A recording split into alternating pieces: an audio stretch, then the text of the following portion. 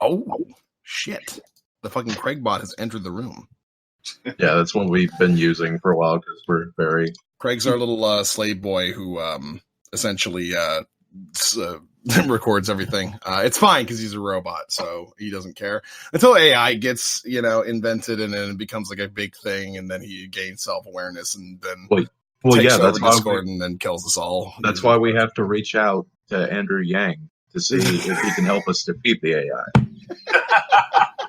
Maybe I should be doing. He'll teach everyone how to code. No, I think he's in love with the AI. I'm pretty sure he is. Oh shit! All right. Well, now that everything is fucking set up and everything's recording and everything like that, I suppose we could potentially get started. Let me I'm also very bad at just like remembering shit, so I'm gonna bring up our fucking thing so I remember what the fuck we were supposed to even be talking about. I know it's Yang and Bernie. I know that. I don't know anything else beyond that because I forgot. I did the same just now. So yeah, memory's not my strong point. All right, let's see if I can. Okay. Right. So I've been thinking about like how to get this started, and I think like the best thing to do would probably be for you. Like, would you be comfortable sort of like giving a quick like case for Yang over Bernie? I was gonna say we should probably give like a rundown of what you guys both are, which position you're both holding right now. Sure. Yeah, that's fine. If you don't mind, because I know you're recording now, just let you know, my name is Ryan. I don't mind. It's my real name. And I'm from upstate New York. And so Yang in my area is not very well known. But I love the guy. So anyways, the things I'm going to talk about tonight, the things I put up and put out there to discuss, because I'm a little more familiar, is the Freedom Dividend, Democracy Dollars, Medicare for All, which might be a little bit of a misnomer because he's not talking like Bernie's talking. Owning our own data, immigration reform, what a VAT tax is, in case people aren't familiar, criminal justice reform, public education, and then, what did I put down there later on? 18-year term limits for Supreme Court and lowering the voting age to age 16. Mm-hmm. All right, Lundy, do you want to go ahead? Yeah. So, basically, I feel like I'm a Bernie boy. I'm a Bernie bro, as many people might say. Just trying to throw it out there that maybe being a dude who supports Bernie ain't the worst thing in the world. Considering how everybody's been treating that for the longest time, I feel like so my main thing when it comes to like Bernie v. Yang is that both of them are pointing very accurately towards like current problems that most of us are going through. My problem is that my personal belief is that Bernie, at the very least, his policies are basically just better ways to address the problems that both of them are pointing to. I feel like Bernie's policies are attempting to sort of revolutionize the way in which our country's economy works, whereas Yang's policies are more just trying to kind of tinker around and make it easier for like a large amount of John Galts to just charitably help everybody, which I don't really think works. But yeah, my basic thing is I think both Yang and Bernie on a certain level are on the same page as far as like what the problems are. It's just their solutions are a little bit different in some ways. And I don't feel like Yang's are sufficient. Primarily because, because that's just me stating my position. I can get into shit later. If I wanted to get started here, I think my main thing would probably be that, honestly, the UBI thing. It's just, I have yet to be successfully sold on Yang's UBI plan. Can you give it a shot? Sure. Yeah, I don't mind. I'll put another disclaimer out there. I'm not part of this campaign. I'm simply just a supporter, and I'm actually pretty new to diving into politics. If you asked me to do this in the last election cycle, I'd say, "Who? What?" Because besides, I was a Bernie supporter then, and I knew what I knew about him from watching debates and talking to people, but I didn't really pay attention to policy so this time around. So, but that being said, certainly I'm not spokesperson for the campaign. However, so the UBI, Universal Basic Income, it's a fairly old concept, actually. You may have seen the memes and stuff going around. Thomas Paine, back at the time of the Founding Fathers, talked about it.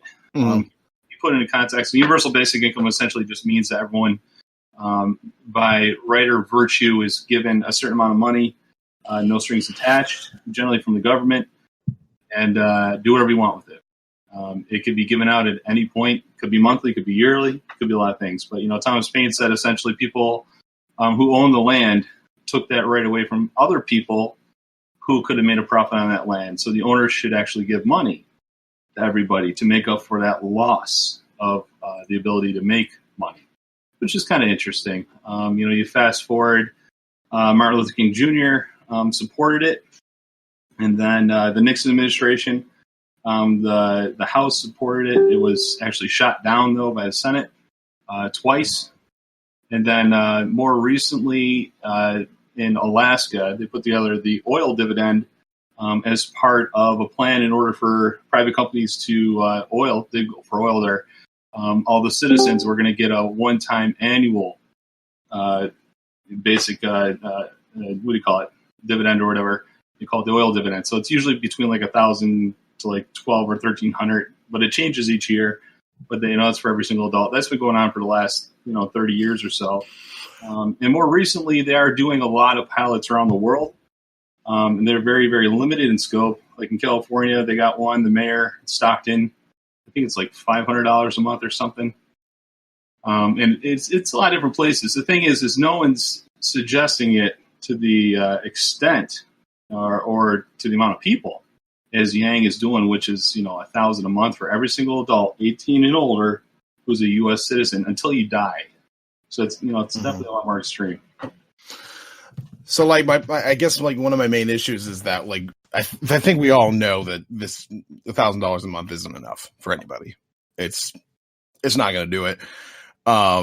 That's just something that I think anybody can agree on. Like if you, and a lot of this is for people who have like who are going to lose their jobs. Like he talks very much about like how automation in the future is going to be taking a lot of jobs from people and they need something to supplement them in between jobs and in between training and shit like that. And, this is something that's going to be very helpful to those people. But like, if you take like a trucker who's making like $60K a year, and then you're like, okay, well, you don't have your job anymore because we have self-driving trucks now. And then you're like, well, here's $12K a year. That trucker's probably not going to be happy with that. You know what I mean? Like, it's just, it just doesn't seem like it's going to be enough. And like, the extent that he wants to give it is also kind of like ridiculous too. 'Cause, you got $1,000 a month going to every single person over the age of 18. Last I checked, estimates on that was like $3 trillion a year. And like annual income tax, like total annual income tax is like half that.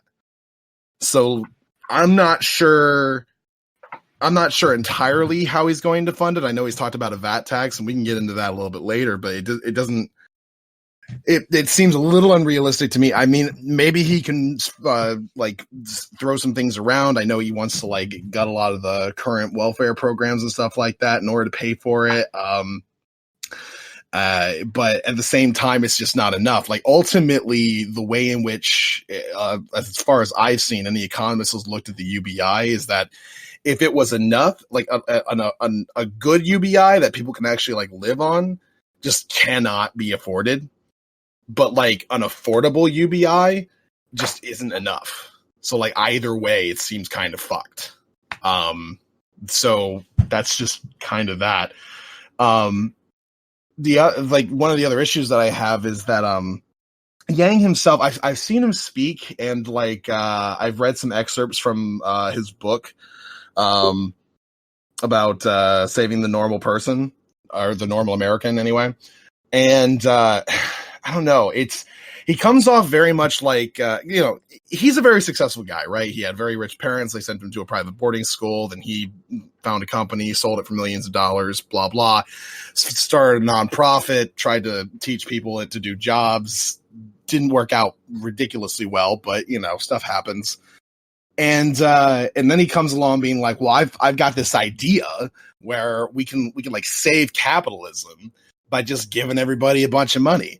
And when I look at that, I think, over the past like 100 years or so, we've been very slowly incorporating sort of this very layered approach towards helping people who need help, right? We have the food stamps, we have general welfare, there's a lot of like supplemental incomes that the government provides for people depending specifically on their needs. And doing that has been a very long and arduous process to be able to figure out how to do effectively, and it requires a lot of bureaucracy in order to do. And then you got Yang just coming along with his fucking leather jacket and sunglasses and hat that says the word math on it, and he's just like, "Why don't we just give everybody $1,000? How's that sound?" And I think it feels like he's oversimplifying the problem. You know what I mean? Does that make sense? Oh, is this my time? Yeah, go ahead. This is open conversation. If I say it's free form. Feel free to jump in. Like whenever you feel like saying something. Yeah. Oh, gotcha. Okay. I want to back up a little bit because I think you threw a couple questions at me or concerns. One, you essentially said, the price tag on it's $3 trillion. And, so if you got people who are listening to this, and you may want to check out yourself, you can go to freedom-dividend.com. And it actually breaks it out for you how it would be paid for. Now, granted, it's not completely covered. It's not a program where every single dollar is going to be covered, on an annual basis. I mean, there's definitely still going to be some leftover. It needs to be paid for. I don't know the exact numbers in my head, but I know it's in the millions. However, it's also unclear exactly the net positive effect. Some things that aren't put in there is actually, mental health among the nation actually just getting better because people are living in poverty or working poor and can't afford that next $400 bill. It's a lot of stress. And, so he's expecting that just having that base where people know that income's coming in it's going to be a boost. It's going to be a lift to the mental health, to families. It's going to do a lot of great things, which are likely to saving costs. So there's that. Now, another concern you mentioned to me was, it won't be enough. You mentioned the truckers losing their jobs and going from $60K a year to, $12K a year. It's quite a huge drop.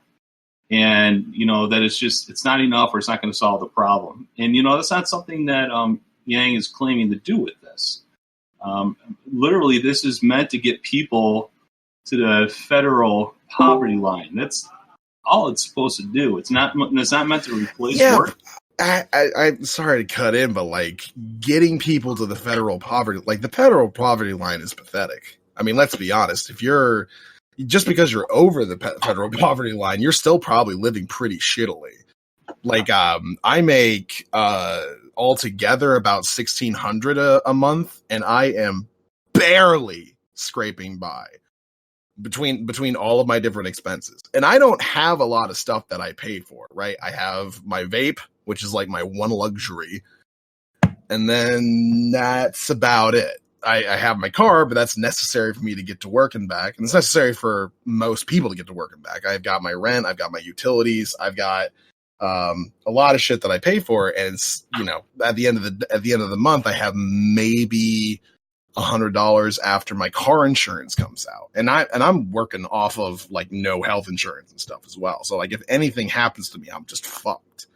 So I don't know, like the federal poverty line is such a low bar right now. And it's kind of, I don't know. I feel like that's like still like really, really low for most people. It's unlivable. Oh, of course. And here's the thing though. So like in your case, you just said yourself, you got maybe $100 a month. if Yang comes in, becomes president, now you got $1,100 a month. No, I don't. Because the thing is, the way that it works is if I'm already making over $1,000 a month, then I don't get that dividend. What are you talking about? So the way that Yang wants to do this is it's a replacement of the current welfare system. That's actually wrong. That's actually wrong. They not explain why, because it doesn't replace the entire welfare system. It replaces cash-like. So if you're taking an SSI, and you're getting, I don't know, 1,000 in SSI, sure, it replaces that. If you're getting food stamps and you're getting your $100 because that's pretty much what a person gets, yeah, you're taking you're not gonna get that. You're gonna get your UBI, and guess what? You're not gonna have to jump through the hurdles of having to deal with the welfare state either. So one problem is that he has stated multiple times that it is basically he's doing the Milton Friedman. That's sort of the person who he's modeled his UBI after. And the idea is that the UBI is supposed to, over time, become a complete replacement for welfare systems. Now, it's not that he's planning on getting rid of them entirely immediately and then instituting a UBI. The point is, if you are on welfare now, and you receive any sort of cash benefits from the government, any of that, if that adds up to 1,000, you don't qualify for UBI, right? No, UBI is completely optional, which means you can either take it or you can leave it. If you like your welfare benefits and you don't want that to change, you forgo That's kind of fucked. I mean, come on, man. If for the average person, if you told them like, yeah, so all this complicated shit that you go through in order to get your benefits on a regular basis, in order to get your food stamps, in order to get your cash light, in order to get all of your other shit, well, you could do that still, or you can just take this check for $1,000 and just leave all that shit on the table. Like, most people are probably gonna be like, well, sure, I'll take $1,000, but it's also like a really stupid financial move for any of those people to do. Why would it be? Why? Well, for one in particular, the reason why we cater to people according to their specific needs with all of our different welfare systems is because of the fact that everybody else can't get their hands on that. It's not liquid capital, really, not like in the way in which it can be used. It's not cash. It's not something, and the reason why we do that is so that if you're renting, which most low income people are, then your landlord can't see that you're making that much money and then get it from you. Your landlord cannot get a hold of your fucking EBT card. That's not going to give him anything. He can't use that. Well, they can't get your UBI either. It can't be traded against or you can't loan against it. I mean, well, no, you. No, your that's UBI, true. your UBI is cash money, essentially. I mean, it's a check, but it's something that you basically just get as liquid capital. Yeah, so how's your landlord going to take it from you? Explain this to me. Just charge you more. What? Just charge you more. That's hilarious. Okay, so let's look at how the market system works. Okay. So you're saying all of a sudden, all these people who are on housing assistance and living in really low rent areas, all of a sudden get all this money. You're saying that now all of a sudden, all of the landlords, however there might be in the area, are all going to agree we're going to jack up. No, they don't have to. It's not a conspiracy. It's not like all the landlords get together and like, all right, so we all agree that we're going to up it by 1,000. No. What they do is they look at how much money you're making and they figure out from there how much you can afford to pay them for rent, and then they jack up your rent accordingly.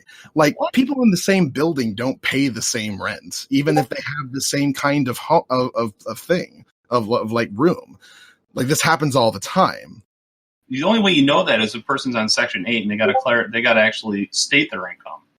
Well, they have to state their income in general if they're in Section 8 as well, but like, are you telling me that if your landlord sees that you have an income that you're comfortably paying their current rent, that they won't jack it up in any way? Because this happens all the time. Yeah, but that's when landlords notice that you have disposable income, they find ways to get it from you. And they're just one source, by the way. Like, I'm using landlords as an example, but they're just one of the many. But that's a ridiculous example, because here's the thing. I've rented plenty of times in my life, and what I do is I look up, see where I want to live. There's a listed price.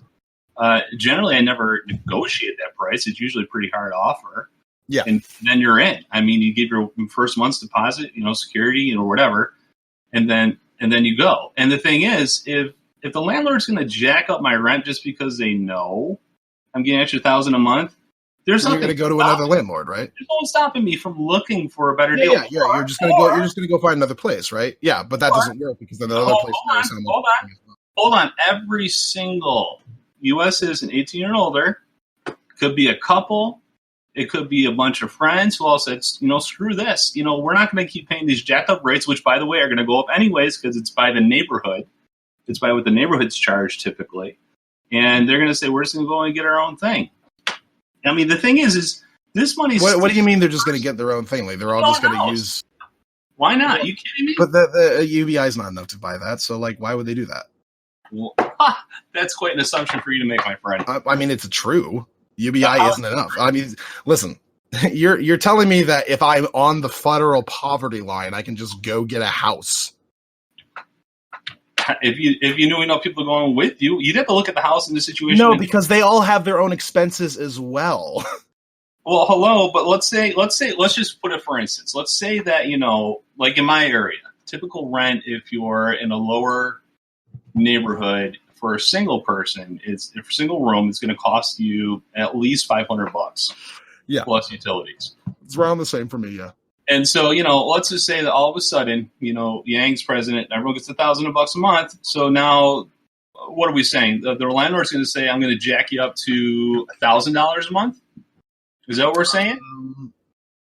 Probably not like the full amount. No, what they would probably do is just is figure out what it seems like you can afford and then just go to there. What they'll do usually is they'll go up incrementally bit by bit until they hit a point where you're seeing that you're going to think about moving. And then they'll just be like, well, you've been here for a while. I'll cut you a deal. I'll keep it here. I've got to start charging a little bit more. Things are getting more expensive, blah, blah. They'll sell you whatever to explain why they're jacking up the price in the first place. And then as soon as you start hitting that breaking point is when they start to ease off. Unless of course they think that they can just get you out and then get somebody who has more money who's willing to pay a higher price to move in. Your landlord never gives a fuck about you. They want your money. They want your profit, of course. Yeah. But that's not any different than any other time. Let's flip this. Oh no, it's not. That's why we need rent control. Well, hello. Yeah, that's fine. And, I don't know specifically on Yang if he has rent control. I'd have to look at that. But I do know. No, but Bernie does. Awesome.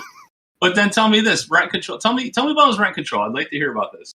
So essentially what Bernie wants to do is he wants to establish, how normally landlords work based off of how much the community makes, right?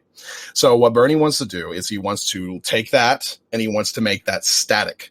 When the community makes more money, landlords are not allowed to just jack up the price. If they were already able to afford it, then they, based off of the income they were getting in the first place, then they can continue to do it on that. They can continue to charge the same amount. They don't need to raise it. There needs to be some sort of justifiable reason in order to up the rent for any particular reason. That has to do with specifically the maintenance of the building itself. If they can sufficiently demonstrate that they require an increase in income in order to make the renovations necessary, and they also have to show that it's necessary, then it would be something they might be able to do. But it's way harder to do it under Bernie's plan than it is for Yang, because Yang doesn't really have anything to counter that. And by the by, again, what I'm saying here is that landlords are just one example of many. Everyone is going to raise their prices when they realize that everyone has a guaranteed increase in income. Everyone? Okay, so let's give another example. Let me guess, you're going to say restaurant owners are going to do it, correct? Because right? Yeah, I mean, that's one. Yeah, sure. Okay, but so honestly, I don't even think restaurant owners are concerned with it, because unless you have a fairly high income in the first place, you're very less likely to go to a restaurant in the first place. So they probably don't give a shit about it. So then who? McDonald's? I mean, even poor people go to McDonald's. No. Grocery stores will probably do it. Just generally.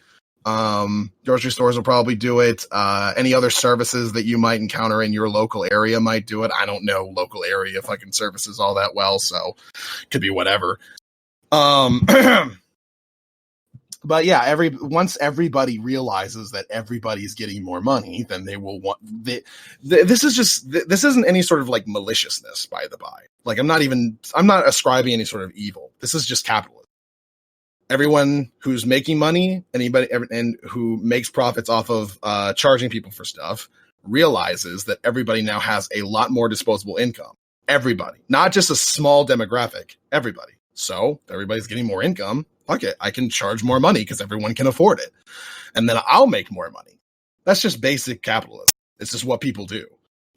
It's what landlords do. It's what grocery stores do. It's what any store would do. Gas stations are going to do. It just happens with the economy. So, if the economy falters even more and more people lose their jobs and do worse off, even though they got that 1,000, their entire income goes, because every single American can get this $1,000. We're not talking about the super poor getting it, only a certain section.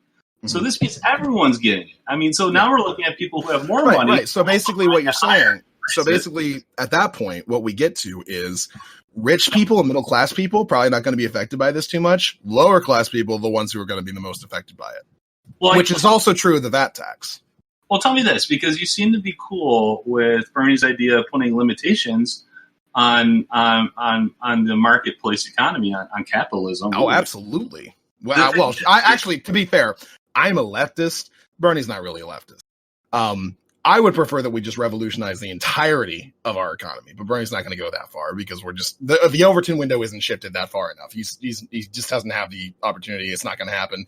His plans are his ideas are already having a hard time becoming popular enough to make him electable in the first place, let alone him being like, let's just institute socialism entirely. Like, it's probably just not going to happen.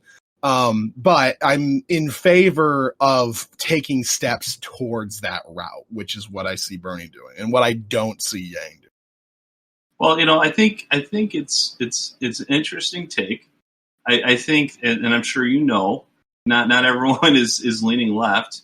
Yeah, I know. Like you and I are. And so, Bernie and Yang have to appeal to a lot of people and not just their supporters. And so, when he makes statements like that, oh, hell yeah, we're going to make it and put limitations on what people can make profits on, like how much they can profit, you're going to lose a bunch of people. And I know we're just talking policy here, but like when you talk about Yang saying, no, go ahead and make your profit, I just think more people are going to be we probably shouldn't get into a question of like who's more electable, honestly, because I know you didn't want to do that, but the thing is you're doing that to me. You're saying, well, look, these people are still going to be out of their houses and blah blah blah. Well, the thing is, no, I'm not doing electability politics with you. I'm just talking about the effectiveness. You're essentially trying to say that everyone's jacking up their rates because everyone's doing better. Well, you know what? Then you're going to have to say that. Guess what? That's how the economy always is. If the economy is doing better. Yeah, if it's capitalist, yeah. The thing is, that's going to be true anyways. If you're going to artificially, deflate the market, you're going to probably push people out of even doing that. And essentially, you're going to have government take over a lot of the housing completely. Oh, I'm totally in favor of that. I'm totally in favor of government taking care of that. In fact, Bernie wants to make sure that everybody is mandated to have it. I just don't agree with you on that, but that's okay. I don't know. I don't like homeless people being homeless. I'm happy people getting homes too, but there's a whole lot of ways to solve that problem. You don't have to do it by the government taking it over completely. You got to give them homes, otherwise they're going to be. That's what I want. Well, people have to find a place to live. I agree, and there's a whole lot of ways you can do that. I think. Well, you're not going to do that through capitalism, obviously. No, are you kidding me? The technology that has been created partly due because of our market system, and it can make houses. We can 3D print houses. Yeah, so with some okay, but somebody 3D print. Okay, here's the thing. So, speaking purely in terms of like, let's just say you and I are both capitalists, and we're just talking about capitalist policy. Someone 3D prints a house. Okay, they just do that. Well, they own that house then because they made it. They use the materials for it, and they own it. So now they're going to charge rent for it, right? I have a house. I'm going to make a profit off of this house. I spent a lot of resources making this house, so I'm going to make a profit back by having this house. So I'm going to charge rent for it. Well, homeless people can't afford rent. That's kind of why they're homeless. Sure. There's also a lot of other reasons why homeless people are homeless, like primarily the whole mental health problem, which personally I find the idea of giving Medicare for everybody to be a little bit more effective than just giving everybody the opportunity to pay their psychiatrists and therapists and the like $400 and shit. I prefer everybody have a real low copay with having like everybody guaranteed on insurance rather than, well, here's a little bit of extra income so that you can pay for the fact that you have like one thing that you have to do. Because a lot of people have like way more problems than just that, especially homeless people. They generally have like a multitude of like mental health issues as well as physical issues that all need to be tended to. And they don't, $1,000 a month is never going to cover what they have. They need insurance, like, period. Otherwise, it's just never going to happen. We are right now, we have more empty homes than we do homeless people. Now, how do you fix that other than saying you gotta let them in your fucking homes? True. Here's one thing I'll say though, and I've heard Yang say this, I've never heard Bernie say it. And that is Yang will say he'll look at the markets, he'll look where things are really inflated. And essentially it's healthcare, it's education, it's housing. Those are the three big ones. Those are the things that are hurting Americans right now. Mm-hmm. And he's putting in policies and things in place to actually tackle them. Now, it's true, I haven't heard him give a good talk on housing, but certainly when you look at those issues, he's poking holes in them saying, look, why are these industries specifically, just gouging people left and right here? I agree. Here's the thing for me. The reason why like Yang in general kind of like bothers me like personally is because I've been listening to him since before he started to give speeches, and he was just like on Twitter making small videos being like, Yang Gang 2020, here's a link, and then it's like a support link, and then people started donating, and he had like this fucking math hat because he's like a meme lord and shit. Like, I've been listening to him for a very long time, primarily because like I've had some friends who are both ironically and unironically Yang supporters, and they constantly send me his shit. And what I have seen is that he is correct in his pointing out of problems, which is why I said in the beginning that I think him and Bernie are on the same side as to pointing out that there are issues. However, my problem is that his solutions are absolutely not going to cut it in actually fixing those issues. Because, and I think the primary reason is because Yang wants to have a fun capitalism for all, whereas Bernie wants to move forward towards a suck dem sort of society, more closer to what the Nordic countries have, and the Nordic model is. And I think that's like the primary difference in their policies, and it addresses two different things. Yang seems to be of the belief that it's particular industries that are like fucking over people. It's not. It's capitalism. In fact, in his book, he points out that there is no maliciousness in capitalism.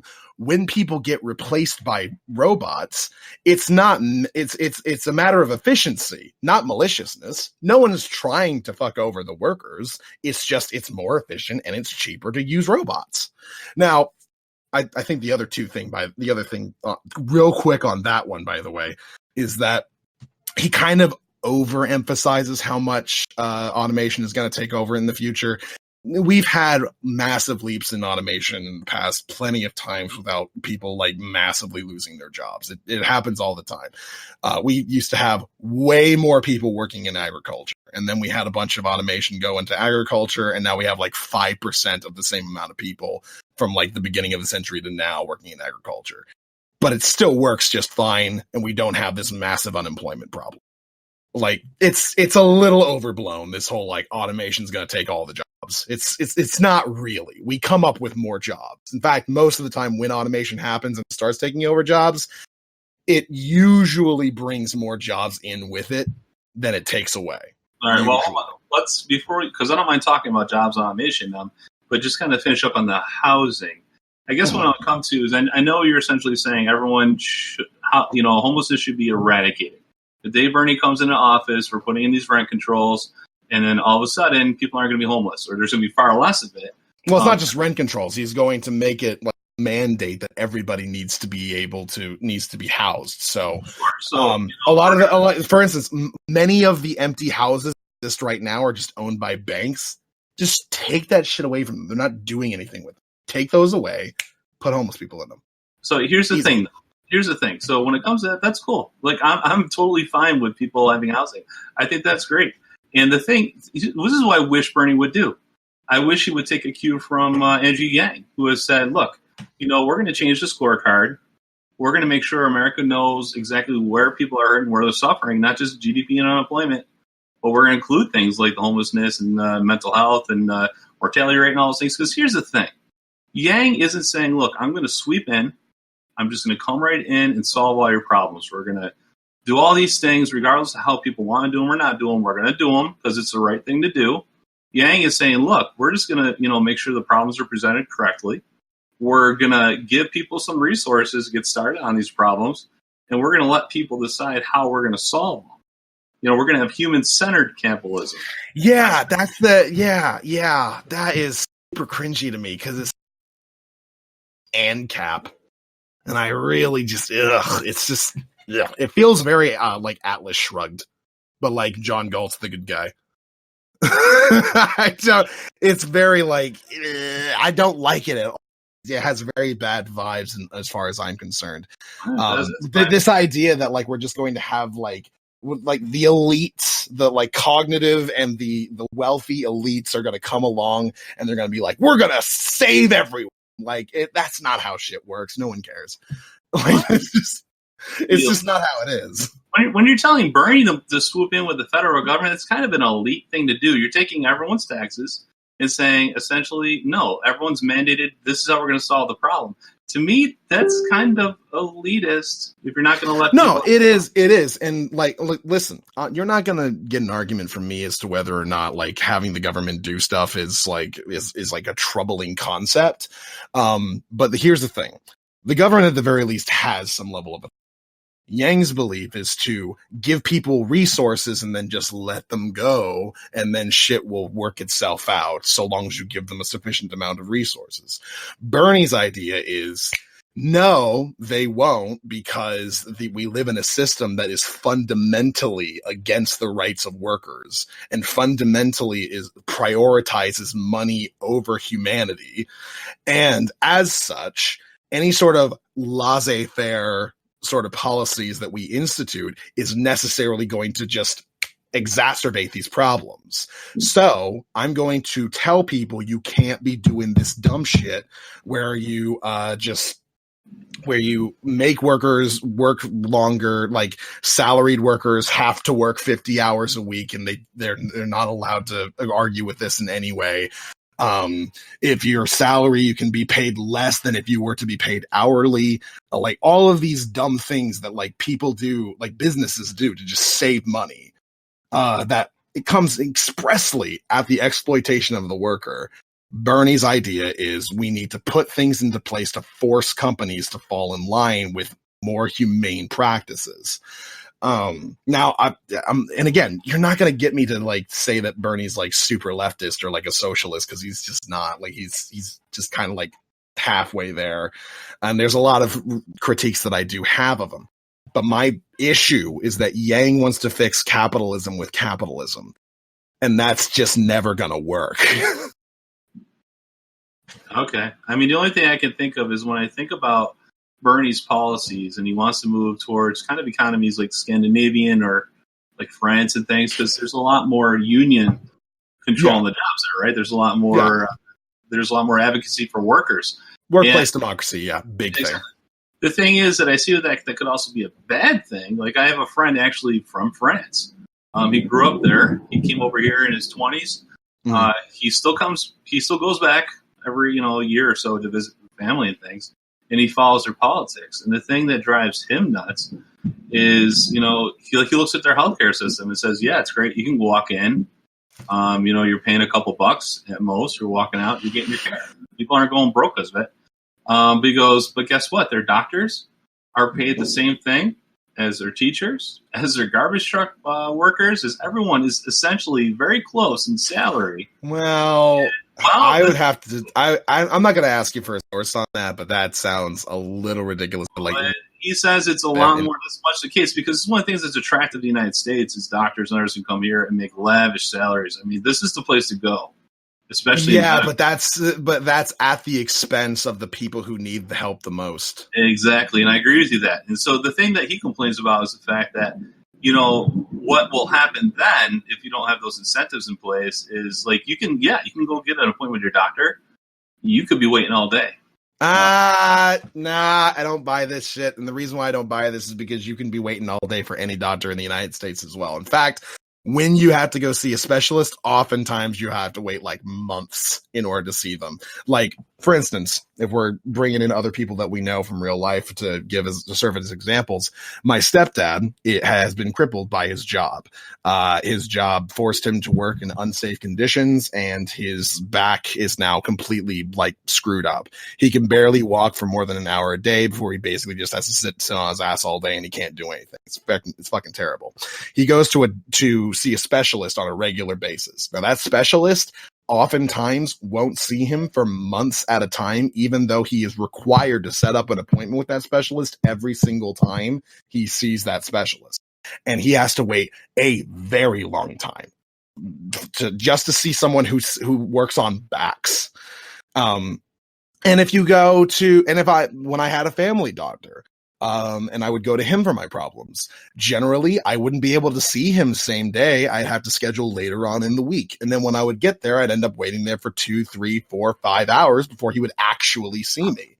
Like I'd fall asleep in the waiting room before I would actually get seen, even though I was on time for my appointment. So this idea that like, in these countries where there's like nationalized healthcare, like you have to wait to see your doctor, like you have to wait here. That's not an argument. Well, hold on. I understand that, but it's for a whole separate host of reasons here. I happen to work as a nurse, so I do a lot with the government and all that. Mm-hmm. So I happen to know uniquely what our American problems are. And you're absolutely right. There's definitely wait times, but it's for very different reasons. But like in the case like in France, what ends up happening, we're just essentially going to be trading in one sense a certain set of problems for another. And I can explain that if you want. But the thing is like there in France, typically, they're paid essentially a salary, which I think is the way to go, honestly, to bring those prices down. But there's no incentive for them to move any faster, which is great for the patient because, you're going to go in, you're going to see your doctor, they're going to take their time with you, at the behest of whatever else is going on. So I think in a lot of ways, the care is actually better. That's not true either. When I saw a specialist for my eye, he lived for about 30 seconds and then shooed me out of the fucking room. Well, here in the United States, that's very true. But like in France, there's no incentive to get you out of the room. I mean, okay. So, you know what I mean? So like the main thing is that everybody they went to do their job. Now, if what you're saying is true, which I don't think it is, the doctors get paid no different than garbage truck workers and teachers and blah blah. I don't think that's true. But let's just say it is for the sake of our his word because I didn't look at the facts. Yeah, but I'm fairly certain that's not true, and it's also not what socialists want. It's probably a little more true because I think the union is stronger there, and I think there's a lot more socialism in place. Like your college is covered. Well, to be fair, socialism isn't about paying everybody the exact same wage. That's not. It's about taking care of everybody, though. It's not even about taking care of everybody. It's just making sure everybody has their rights. And the criticism is that we don't right now. So, you've heard about the yellow vest. You know about that going on. Specifically worker rights. So you know about the yellow vest, right? And the riots they've been having? Yeah. I mean, that's overpay and trying to get more pay. And, they're going to the point where they're storming the nation. I mean, they're stopping traffic, they're destroying things. And to him, my friend, he goes, this is ridiculous. It's gotten to that point. But you know what? The same thing is happening here. I mean, people are rioting. The teachers riot. They walk out. The teachers don't riot.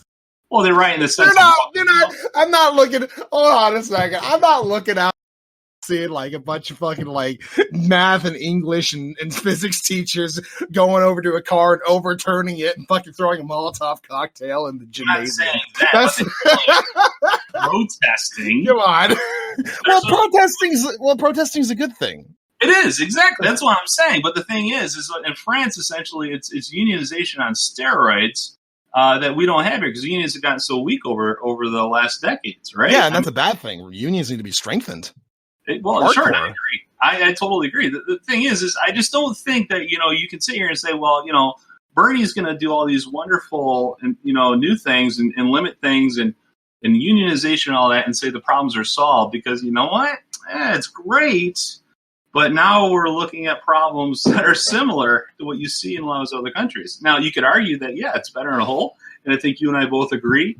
Both Bernie and Yang are trying to actually look out for citizens. I know you think that Bernie's doing a better job with his policies, but we're gonna go into a whole new host of problems. And I think the great thing with Yang is instead of saying, hey, we're going to go ahead and, limit and really guide and have everything set a certain way by the laws, instead of leaving it up to actual communities and actual people to figure out how we're going to go forward, I think that's doing a disservice to our culture here in the United States and how people are going to go forward. So my issue here, like, just to reiterate, is that I think that they're both pointing at problems. I don't think Yang is really pointing at the fundamental problems, and that's why his policies aren't insufficient to address any of the problems that he actually thinks he's going to be addressing.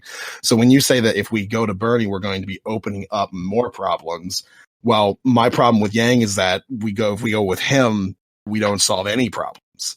This idea that like a UBI or anything or any of his policies really that are like identical to Bernie's, like for instance, I'm pretty sure Bernie also wants to lower the voting age from 18 to 16, like little things like that. I'm fairly certain, like on a lot of the little things that don't have to do with like the economy strictly, they're pretty much on the same page. Yeah. But at the same time, when it comes to addressing the economy, like I said, Yang wants to fix capitalism with more capitalism. And that's just never going to work. Whereas with Bernie, at the very least, we have a chance of fixing the actual problems that Yang is pointing to. So if you think that Yang is pointing to valid problems, then my thing is that you should support the candidate that's actually going to fix those problems. And it's not going to be Yang. So you're saying that capitalism essentially can't work, won't work, doesn't work? It's not that it can't. It's not that it can't, doesn't, never will. Or anything like that. Capitalism. So the history it's run its run. It's essentially yeah. It's had its time. It's done its thing. It's given us everything that it can before it starts to just start eating itself. Gotcha. It's kind of gone amok. It's gone out of control, essentially. It's not even that it's gone out of control. This is the natural state forward for capitalism. It's just, this is what happens eventually, because capitalism is ultimately about seeking profits. That's what capitalists do. And when you get to a point where you have profits being consolidated in a very small amount of people, vastly majoratively, whereas the rest of the people kind of end up getting stuck on the bottom, or just not even really being able to live comfortably in any way. Well, now we start having a bit of an issue, and it's going to inevitably continue to go that way the more we try to prevent the shift. Where, like, so long as we try to keep capitalism going the way that it is, it's not going. None of the problems are going to fix it. This automation, it's going to happen regardless. But how do we fix it? Well, we don't fix it by just giving people who are going to be outside of a job a small stipend that they can't even live on. That's not going to do anything, especially not one that they're majoritively going to be paying for anyway through the VAT tax, which is supposed to be funding it, which is ultimately a regressive tax that is paid for by the lowest end consumers. Oh, hold on. Well, we got to stop there. I got to stop you. You got to take back your statement on regressive, and I'm going to tell you why. Okay. The way, the UBI, the VAT tax, we can talk about that if you want. He's setting it at a standard rate of 10% that can adjust. I mean, certainly that can be more or less, depending on the good. But let's just leave it at 10, because that's what he said. You would have to bring in the equivalent. You have to spend $100,000, okay, in the course of a month to wipe out that freedom dividend. $100,000. Who on the lowest end of our socioeconomic scales are spending $100,000 a month? Nobody, and that's not necessary. Let me see. Because I've looked into this studies, like basically like every tax review service and like independent study thing has like looked at VAT taxes, not just like the one that Yang has proposed, but like ones that exist over in Europe and shit. And they've examined them to figure out what they mean. When I say regressive, I mean it is paid for by the lowest end income workers. That's what I mean by regressive. It's paid by everybody. Well, kind of, but also not. But kind of, but also not really. It's like Regressive though, because regressive essentially means it's almost like having a flat tax or a national sales tax. Yes, exactly. Yes, that's what I'm saying. If you're on the lower end, then obviously more of your income by percentage is going to be affected rather than if you're rich. And so right. And that's what happens with the VAT tax. Basically, here's how the VAT tax works. Value added. Essentially, at every single point in production for any one particular product, regardless of what it is, there's going to be a tax at every single point of production. Say you're going to make a pencil. You have the people who are going to cut down the trees for the wood. That's going to be taxed. You have the transportation of that wood to the pencil making place. That's going to be taxed. Then the pencil making place is going to be taxed for the creation of the pencils. And then the distribution of the pencils is also going to be taxed. So it's like an added tax to every single individual thing. Good job. I'll explain that. I told you I've looked into this. Now, the pencil making place ends up having to pay a lot of the taxes to do this because they generally have control of most of the production of the pencils. They hire the people who are going to be bringing the wood to them. They hire the people who are going to be distributing it. They hire the people who are going to be making it at the factory itself. They're mostly in control of every single bit of that. So all of those extra taxes go onto that particular company. So that company is looking at a VAT tax and going, oh, we have to pay more money because we're doing these things. Of course. Well, so the question here is, do you really think that a company is just going to look at that and go, well, I guess I'll just take the loss and just shrug and say, oh, well, or do you think they're going to be like, well, I'm going to see how much I can raise the price of my product to try and recoup some losses here until people stop buying it? No, of course. They're going to pass it on to the consumer. So, with that being the case, and with that being the case for a lot of small end stuff, essentially everything that gets produced and comes under this VAT tax has a very small increase in price. Every single thing.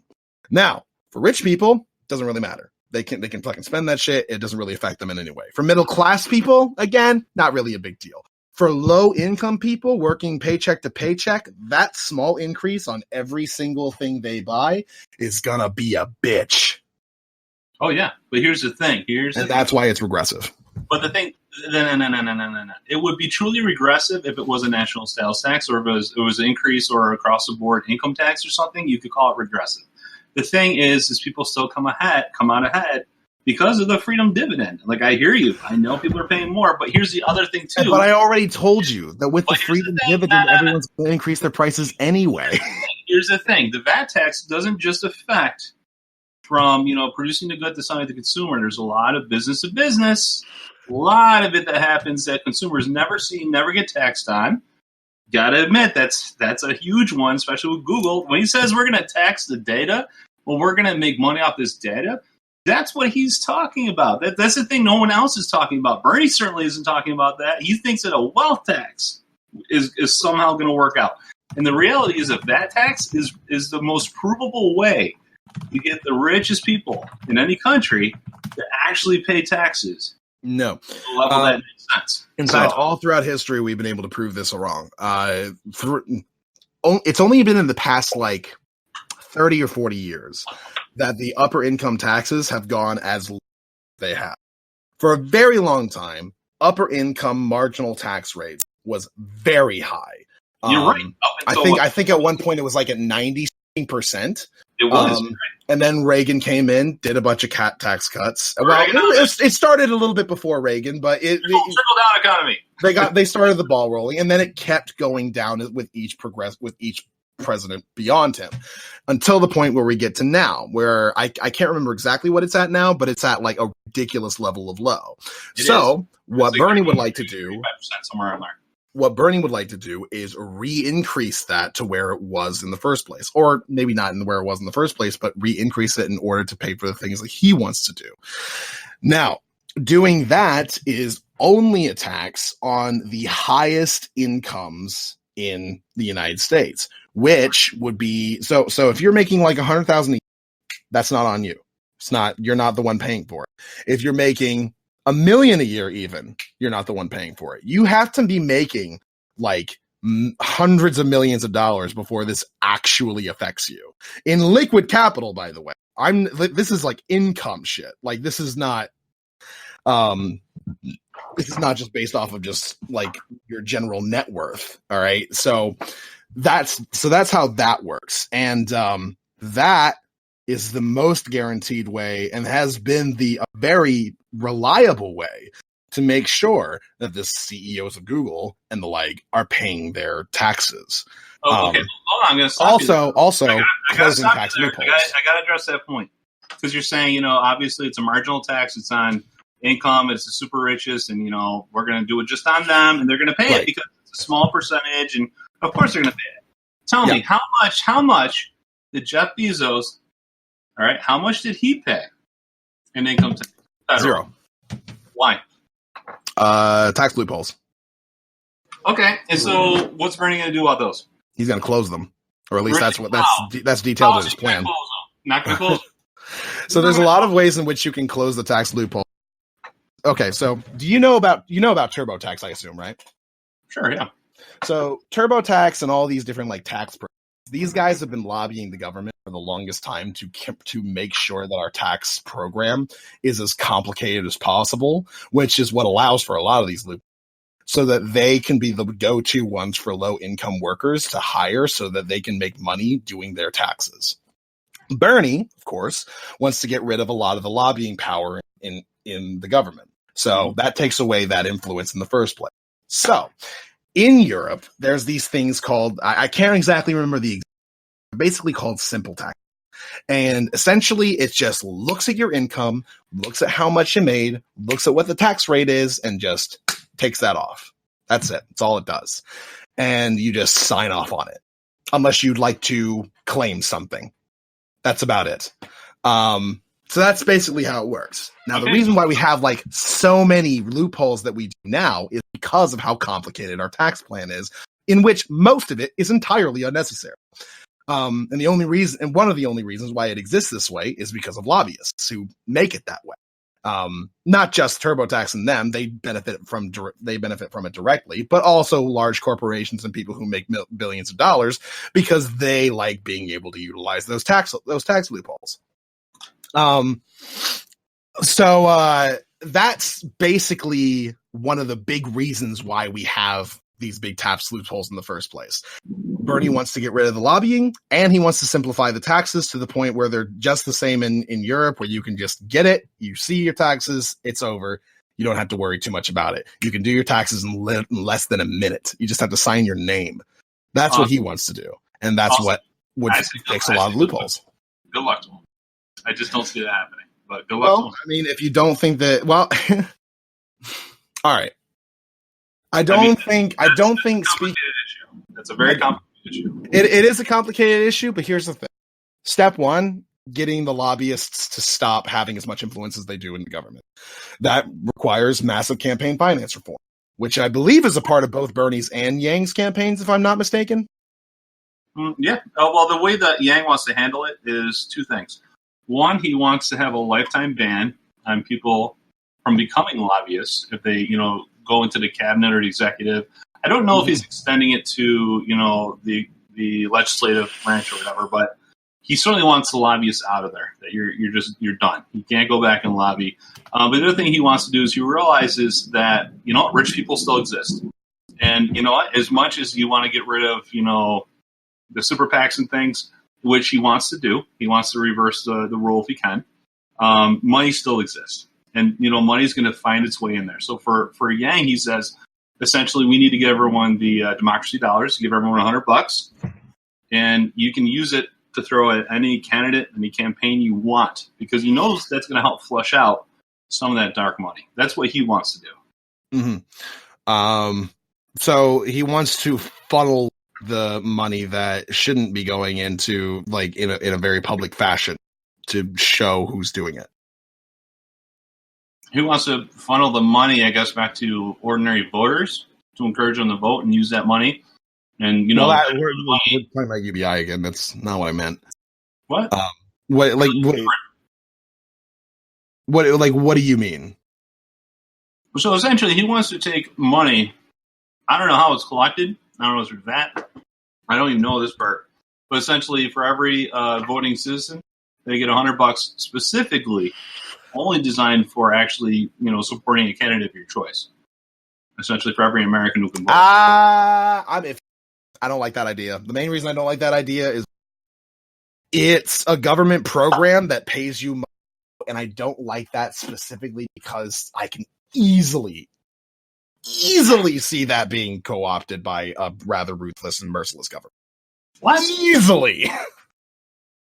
Okay, The idea of like, yeah, we're gonna change it so that you have to vote for someone who's realistic. You can't just like vote because we don't want you just going in and voting in like Mickey Mouse or something. We want you voting for someone who can actually win. So they got to be somebody who's on the ticket.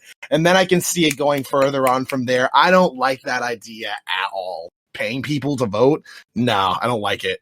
I think we should definitely give people the day off to vote and make it easy as shit to vote. But I don't think paying people to vote? No, I'm not for that at all. Okay. I'm sorry you're that disgruntled against, people making good decisions for themselves. So tell me. No. It's not about.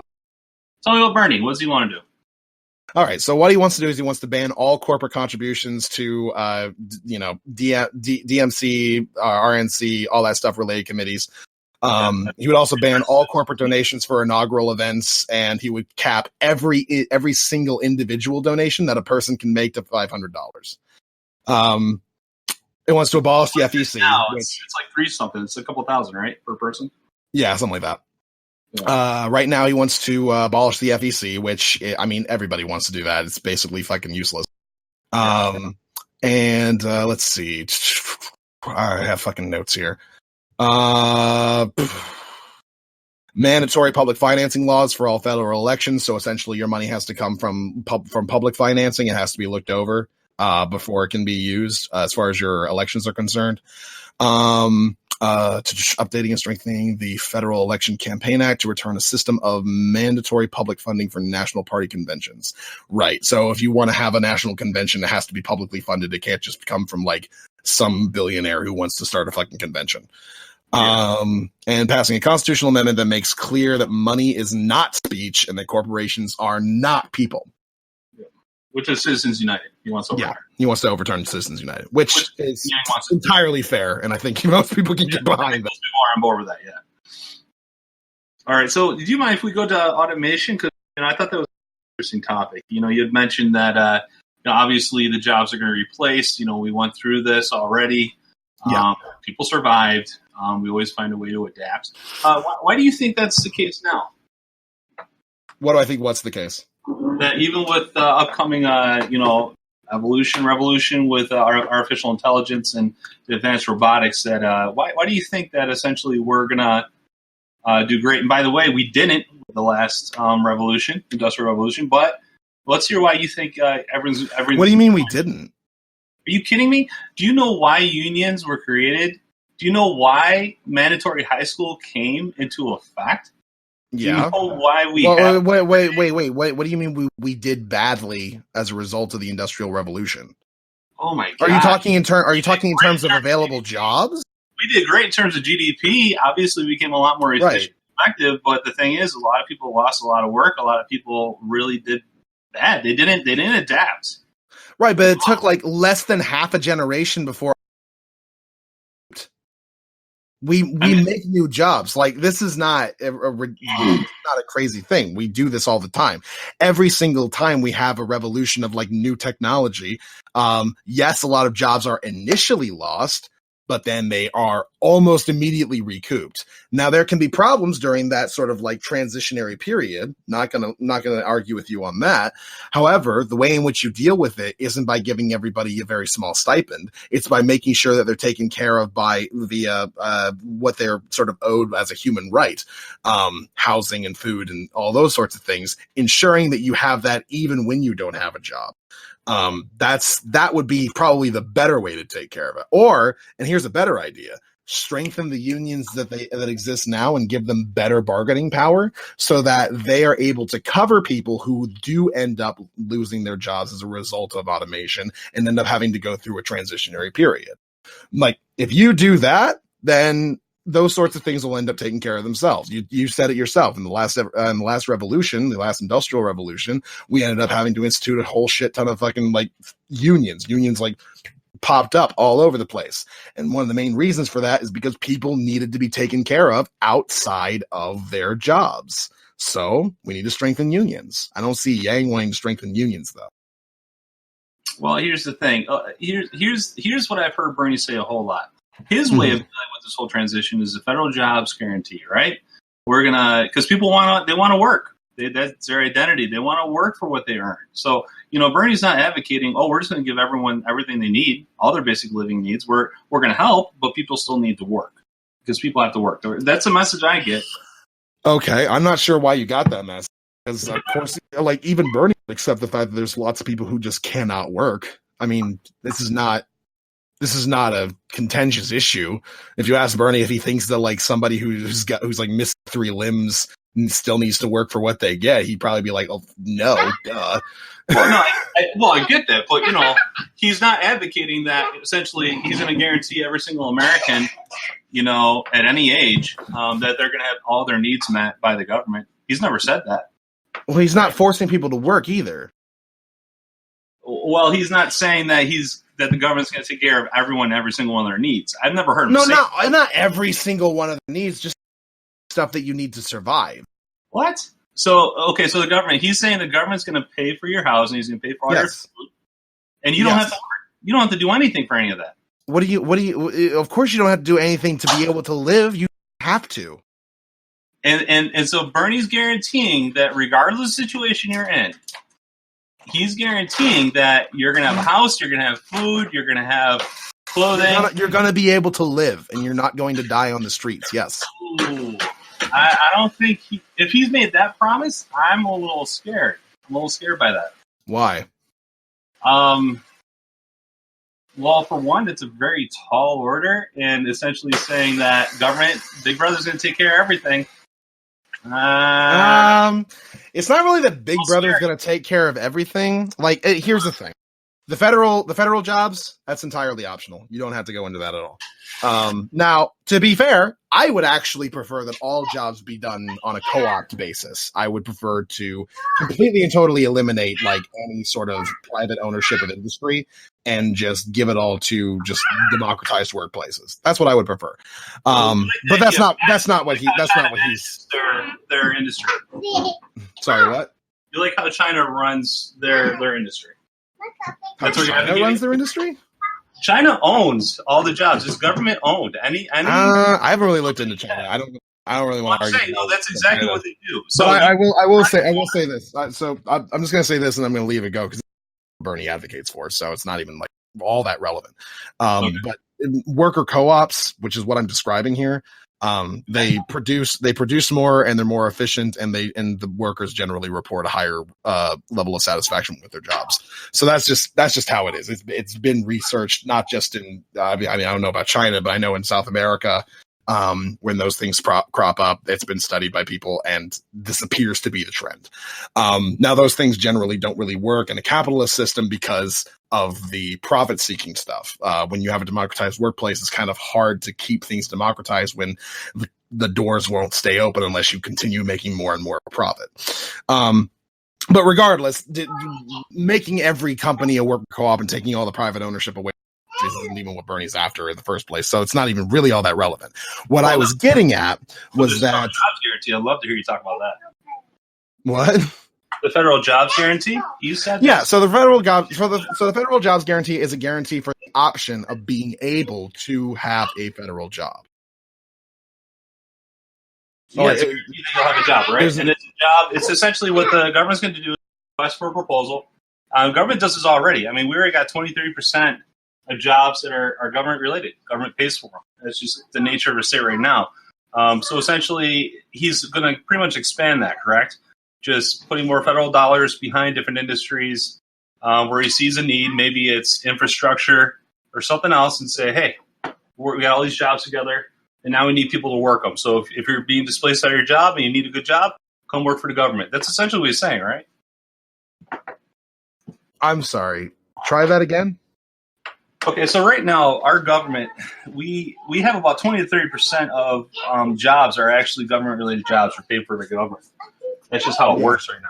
Yeah. And so what I understand from Bernie's proposal for federal jobs guarantee is essentially expanding that. Finding the problem areas, places where we need work to be done, and offering jobs to people. Just putting the money behind it, saying we're going to give you a job. That's my understanding. Is that correct? It's an option that's available to you. I don't know, where we're getting confused here. Well, federal jobs guarantee sounds like the federal government making a job guarantee. So I guess that's the part I'm a little confused about. That if my explanation isn't right, please tell me what's wrong. So federal jobs guarantee jobs being created and opened for anybody who is unemployed. So if you go into your local government office and you say, I need a job, they'll be like, okay, well, we have something for you. So, and then you take whatever job they have available. And that's kind of how that works. Gotcha. So you're saying that all these people are going to be displaced, all the truck drivers, all the retail. I'm not, I didn't say anything about this. They're all going to take a federal job, essentially? If they want to, they don't necessarily have to. What other jobs are available? I don't exactly. Why would I have to know what all jobs specifically are available in any way? Why would that be relevant? The reason why it's relevant is because Bernie Sanders is putting forth that we're going to get people through this coming, revolutionary, offering a federal jobs guarantee. I mean, strengthening unions. These are the things you're putting forth to me, and trying to convince me that that's how people are going to get through this. And I'm just not convinced that everyone. Okay, so all right, so what? So I guess turning this back when it comes to comparing Bernie versus Yang here. So Yang's idea is to give people a small stipend that they can't live off of, so that they have to find something else so that they can continue to make at least enough money to live off of, and then that's going to be inevitably a private corporation, right? That's, or for the most part, or at the very least, that's what you would prefer to be the case, since you don't want federal jobs being offered to people, I guess, for some reason. Yeah, you would prefer that they. So yeah, I can tell mini you is a. I got a mini me in the background. Sorry. Yeah. Okay, we're good. Okay. So I assume that because you're uncomfortable with offering federal job programs, what you're saying then is that in your ideal world with let's say Yang is in charge, these guys who end up getting displaced from their jobs as automation would get this small stipend that they can't live off of, obviously. And I mean, this is even according to Yang. He knows that they live off of it. And then they would have to find something else to supplement their income, say, another private job, right? Some other corporation or a small shop, something, right? That's what they would have to do, right? Well, I think that's essentially the reality, because the thing is, I don't think anyone wants. I don't think anyone wants the government. Currently, that is the way it works. Yes. Here's the thing. I don't think anyone really wants our federal government to take over and control our economy to that degree, to force people, essentially, you're going to have to move. You got to come here. You got to get this job. I don't think anyone wants that. I mean, if they offer to make sure that everything's paid for, they move your family stuff. I'm honestly, would you prefer that you end up not being able to support your family all that well, and then you have to go without for a lot of stuff, or would you prefer to have to move to get a job that's going to work for you? Well, I think that's and by the by, that's not even how it works. By the way, because under your system, they would have to apply for a private place, but under my system they could still apply to a private place. It's just that they would also have a union with a strong democratized workplace there to protect them in the future, whatever that job may be. So you want them to get a job, but Yang doesn't have anything going forward as far as protecting them when they get a new job, even though they don't have any training in the as well. Something that Yang is talking about is why they're part of the vulnerable class. That's why they're the quote unquote normal people, because they don't have training outside of the job they're going to be displaced from, right? That's the main thing. He's like, hey, these truckers, they haven't been trained to do anything else. So when they lose their jobs, they're kind of fucked. So I'm going to give them a little bit of stipend to help them along the way. So the point is, they're not really qualified to do anything. So they're going to go into another job. Now, under Yang's model, because he's not doing anything other than giving them that stipend, then what is happening is that they are going into another job, which may end up replacing them with automation regardless, or it's not going to pay them jack shit because they're not a qualified person. They don't have years of experience doing X, Y, or Z because all they've done is trucking, and that's obsolete. So, under Bernie's system, at the very least, they would have a union that they would then join that would help them along the way and make sure to ensure that they have enough money to support whatever lifestyle their family is accustomed to. Oh wow! So you really think that's a magic bullet? You think putting? I don't think it's a magic bullet. I'm pointing out the comparison. You are giving people no opportunity other than to fend for themselves and hope things go right. And I'm at the very least advocating for putting some protections in place to make sure that they at the very least are able to live, for one, and for two, when they do get another job, they'll be okay. That's the difference here. I think you're right. Want to put anything into place. I think it's a promise Bernie's making that he can't follow through on, because I just don't think that you can unionize a problem away. I'm not talking about unionizing a problem away. Well, so let's just look at this on a basic level. Do you think that unions are capable in any way, like even theoretically speaking, of making sure that their workers are paid an adequate wage so that they can live? Do you think they're capable of doing that at all, ever, in any situation, in any context? No. A more appropriate question is, can a union more adequately advocate for its workers to try to help them than a singular worker? I think they can. When people can come together and collectively bargain, they're always going to do better. But the flip side of the equation is, okay, how much resources and how much things are available, and how are they going to get it? You know what I mean? That's the only problem I have. So, like, when we talk about under your system, they wouldn't have anything, but under the democratized workplace situation, they would have the collective bargaining, which is great. And I'm all for unions. Trust me, I really am. And the thing is, Yang isn't anti-union, but the thing is, he's not going to say that everyone has to be unionized at the same time. I think there's certain industries where it's absolutely great. You got to have unions in them. But I'm not an expert to say that everything needs to be unionized. And the thing is everything's going to be phased and changed anyways. Like truck drivers, unionize them. Go ahead. Awesome. Yeah, but they're not going to have any bargain. But they're not going to have any bargain power if it's a workforce that's not trained in doing anything.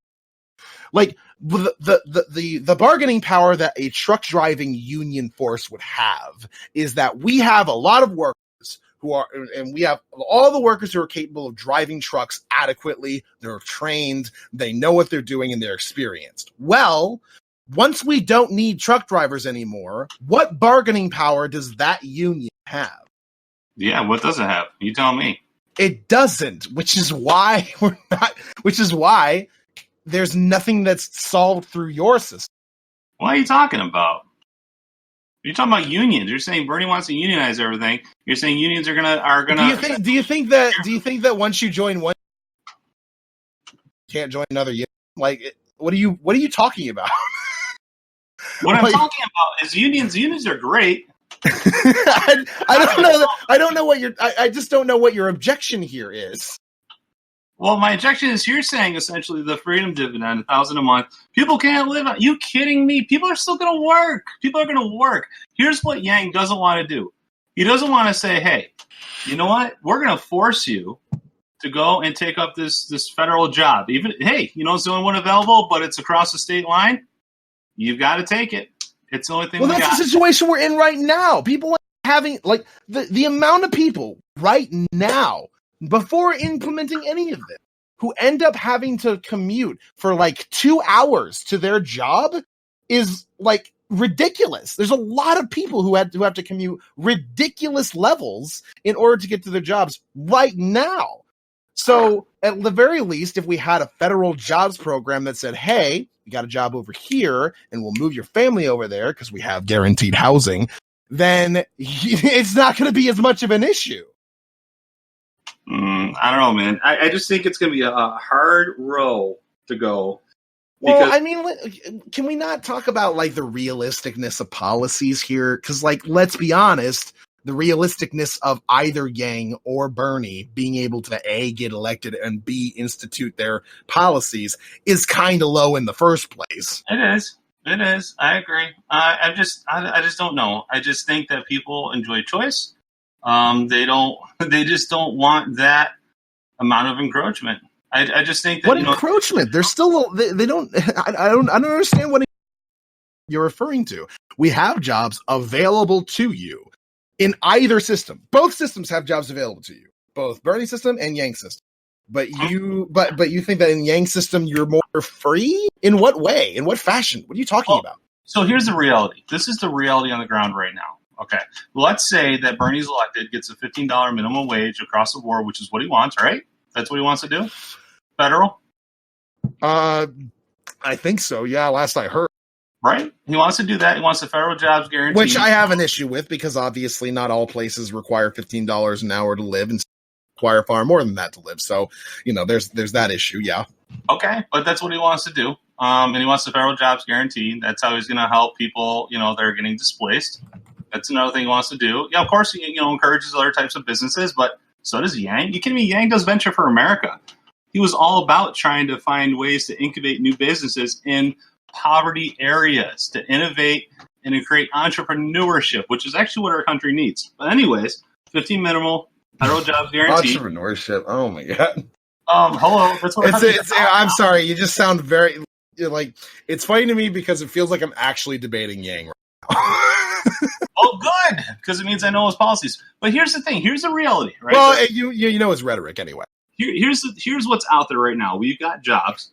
It's not that there aren't jobs. Like right now, you hear it all the time. There's plenty of jobs, and people were in the lowest unemployment rate, and now people have to pay more. You know why? You know why? By the way, real quick, why we have a really low unemployment rate?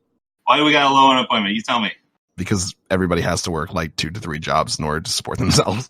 Well, the other reason why is not just because they're terrible jobs, but also because a lot of people have just stopped trying. They've dropped out. What are you talking about? Are you kidding me?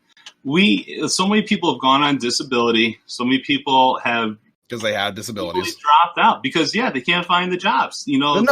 Wait. How do you go from gave up and decided I don't want? How do you go from A to B? Those don't connect.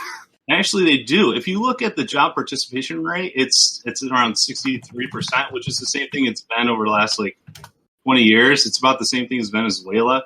We don't have an awesome job participation rate. It's lower than it was back in the 60s and 70s when we were booming. The thing is, when you hear these job report numbers, all these people are you kidding me? No. More and more people are not even seeking jobs. That's what they don't tell you.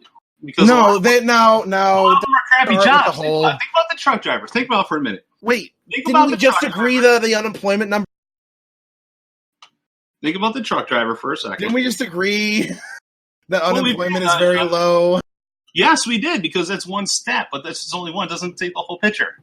And the thing is, what I don't think you're understanding is people who are like the truck driver making their $60,000 a year lose their business, and now they got to find a job. And what job are they going to get? They're not going to get a job that's going to pay them $60,000 a year. Would you agree? Yes. Right? They're going to get themselves a minimum wage job if they're lucky, if they're in the Midwest especially. Mm-hmm. If they're lucky. They get the McDonald's, they get somewhere else. You're certainly not going to turn them into a coder. Someplace that's definitely not going to treat them well. Exactly. So what are they going to do? They're going to take that crappy job that they hate. They're not going to make their money. I mean, they'd be a lot more likely to do it if they had support within the job to make sure that their fucking work conditions were actually fine and they were treated like human beings. Yeah. Maybe, but guess what? Not a lot of them, some are doing it, but others, if they can get on disability or if they get other issues, they're not. They're dropping out. Real quick, I do. Well, first off, you can't really live well in any way off of disability or anything like that. But real quick, how does any of this help Yang in any way? How does any of this help Yang? And Yang's just identifying the problems. Now, when it comes to but like I said, we already know what the problems. But think about the dividend. The solutions that we're arguing about. Oh, I get it. But then think about the dividend itself. So let's say this trucker drops, and let's say they want to work. Let's say they don't want to be on disability or they can't get on it, and they can't get a job that's going to make them that kind of money. And so they get their minimum wage job or something just above that. And then they got the freedom dividend coming in over it. that brings a lot of them to what Bernie's saying should be $15 an hour minimum wage. And guess what? You're not putting that on the back. No. $1,000 a month, not $15 minimum wage. Is way under that. No, it isn't. If you break it down, it's about a $6 an hour increase off the bat. Dude, I make more than that, and I don't make $15 an hour. It's like that, like not even. Like I'm not even close. No, you can actually break it down. It's not that hard to do the math. It's about a $6. No, it's not that hard to do the math. I'm telling you, I make $9 an hour at my job. I make $1,500 a month. Okay. Now throw $6 an hour on top of that, $15 an hour. Tell me, does it make your life any better? Yeah. Okay. Generally speaking, yeah. And guess what? That's not thrown on the business you work for. You're not. No, it would. Your hour to 15 it would if it was mandatory. Yeah, and how many of those are going to go out of business? Probably none of the big ones, which are the ones. How many people are going to start businesses because they're like, oh yeah, this is cool. I'm getting my rates jacked up. I'm kind of not in favor of private ownership businesses anyway, but if it's a co-op, it probably wouldn't be too terribly hard. The same way that you would normally get to start a business, get a loan with another person, do like a partnership of some sort. I don't know. I just think the freedom dividend is a way better way to go. That specific. I mean, I know, but like I discussed a lot of ways in which it. For instance, like everybody charging more just based off of the fact that we know that everybody's getting it. Everybody has a standard guaranteed increase of income and shit like that. With the VAT tax also increasing the prices of basically every single commodity as companies attempt to recoup their losses by increasing the prices of their products. Fucking the funding of it being ridiculously like hard to do because like our income taxes are only $1.5 trillion, but the actual thing is like $3 trillion. So he's going to have to make a lot of cuts and swerves and take a lot of shit out in order to redirect that money towards the freedom dividend, which in itself is not even enough to live off of. So like, why are we even trying? I think we've already had the discussion. I think we disagree. Yeah, that's what I'm saying. I've already gone over like a bajillion problems with freedom dividend. Like that. I disagree. You think they're problems, and I think they're solutions, and that's okay. We can disagree on that. I didn't change your mind on it. You didn't change mine. It's okay. I mean, it's fine. I'm not like the point of these isn't necessarily to change your mind or anything like that. It's more just to spread information. But I don't know. Like I feel like I've gone over a lot of these problems, and I feel like I've shown how Bernie's solutions are a little bit more effective. I don't know. Like I don't really know where to go from there. If you're just like, well, I'm just really convinced by the freedom dividend, then I don't know what to tell you. Well, exactly. I mean, you put forth your best effort to try to convince me, and your listeners obviously are going to hear it, and they've heard my end, and they'll hear that. I think obviously we're the ones that we're passionate. You're passionate for Bernie, and I'm passionate for Yang, and I mean, Bernie's my least hated choice is kind of my main thing. Okay. Like I'll be honest. Okay. Listen, I'm way more left than the Overton window is. If a candidate that supported what I wanted went on the national stage, he or she or they would be gone in an instant. We wouldn't hear from them ever again. People would immediately refer to them as a crazy psychopath and just like fucking knock them out, put them in a bag, like launch them to Syria. Something. No one's going to be representative of my values. Bernie's the closest I've got. Is the main thing. There you go. But I am actually proud of you for understanding what a VAT is and a little bit about what the freedom dividend is. I hope I was able to clarify a little more for you. So I appreciate that. And I appreciate your knowledge on Bernie's platforms there as well. So nice job on that. Well, I try. I say I try. I didn't try too terribly. I kind of lazed up. Like I knew I was supposed to do this today, and at about 2 hours beforehand, I was like, I'm supposed to do. I should probably read up on stuff. I hear you. It's hard. I was hoping. I really didn't. So that's basically how that went. So I'm happy if I was able to at least somewhat educated on the topics at hand anyway. A lot of, to be fair, a lot of the Yang stuff I already kind of like know from the fact that I keep having his shit sent to me in general. But yeah, of course I know how that works. I've been looking into it. It's like UBI and that are like his main things. Those are the main things he talks about, like almost all the time. The main things his supporters talk about. So if I don't know about those two things, then that's going to be a bit of a problem if I'm going to be talking with someone about Yang. Oh, sure. Yeah, that's great. Well, and hey, thanks for having me on because I don't know if we follow you, but maybe some people will finally hear about Yang that have never heard of it. So, I appreciate that. Yep, no problem. I'm pretty sure everybody's probably heard of both Yang and Bernie. I'm not, I or at least as long as general circle of like friends and viewers and such is concerned, we're what you would refer to as the extremely online. So that was very cringe. Thank you very much. I appreciate that. I gotta ask you. I was corrected the other day because I follow a lot of Facebook groups and argue with a lot of conservatives. So I was actually called out for calling someone a Bernie bro or brother. Yeah, well, the main thing that people have been talking about right now, well, I say now, it's been a while, but that there's a lot of like women and also non-binary people who support Bernie. So like saying Bernie bro is kind of like erasing their existences, and that's just not cool. Oh, okay. Okay, now that makes sense. We prefer the term Bernie American. Yes. Gotcha.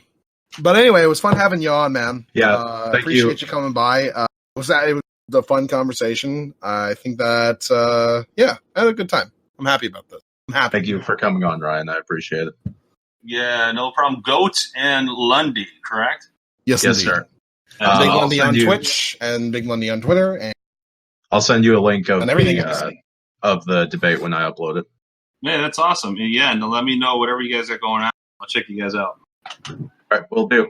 Thank you for coming on again, and God bless. All right, thanks a lot. All right. Take care, Lundy. It's fine. All right, bye, guys. Later. See ya.